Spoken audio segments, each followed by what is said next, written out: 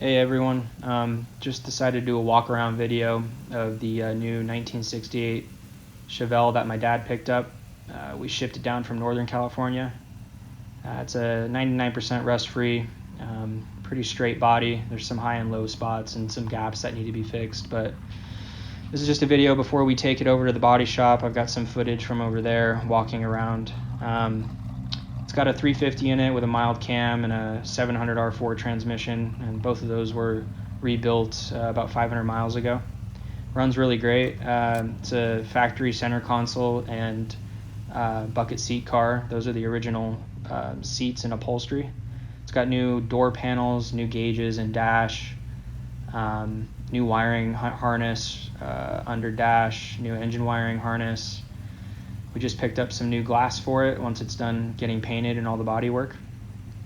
It's got all disc brakes around, and it's also got the QA1 coilovers and tubular control arms, front and rear. It's a factory 10-bolt rear end. Here's my dad kind of opening it up. So it was running.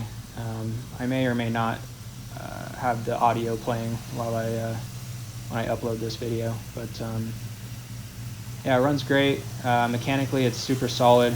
It was just a project that basically needed to be finished, and the body work needed to be done. It's got a new Dynamax dual exhaust that we just put on too, so it sounds pretty good. Here we are at the body shop, kind of just going over the car, finding high and low spots. Looks like my dad, I think he wants to fill in that position of where the mirror is, because we were having some issues with the vent window. When you'd open it, it would hit the side mirror, so I think we might try to move it a little bit where the mirror mounts. Here's some the other side of the car.